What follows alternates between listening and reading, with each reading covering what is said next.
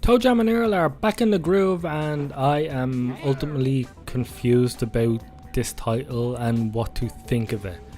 Toejam Earl is a game that, if you compare it to games that are out now, it feels like uninspired in some ways, lacking some content, and just feels like it's going with the mold. But the truth about it is, the Toejam Earl series was way ahead of its time when it released over 20 years ago. I think it's coming close to more like 30 years now.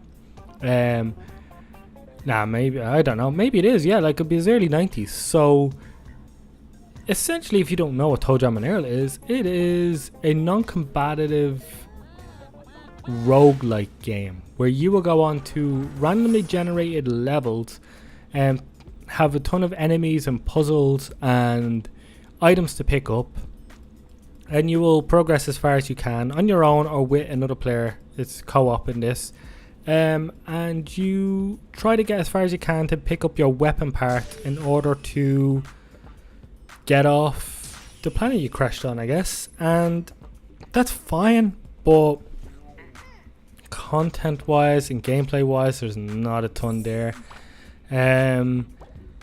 I think one of its strongest aspects is, or at least the unique aspects, is its art style, which I do think looks kind of cool. It's kind of Adult Swimmy in some ways. There's stuff to find throughout the level.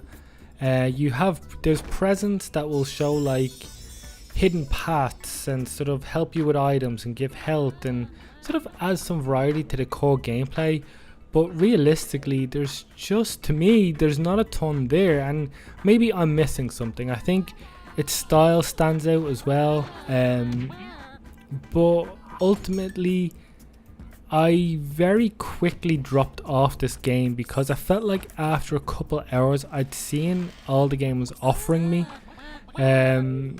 It's a fun little distraction that it's kind of cool to see them back in some ways, but at the same time it's kind of fascinating to see that this is a game that sort of was in a genre and in a way that was so interesting that now it's lacking.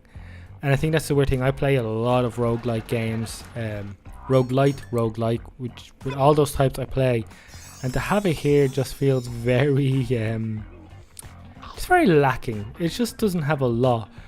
I do find some of it is pretty funny and it's interesting in some ways, but it's just, I don't think it's going to hold your attention for too long. It's not holding my attention too long, and even talking about it now, it's not that I don't have a ton to say about it, it's just there's not a ton to talk about. If you like the old games, you probably will like it. I think its best aspect is its art style, as you can see here, and its animation. But I think the gameplay, just there's not a lot there, and you might quickly move on, like I will.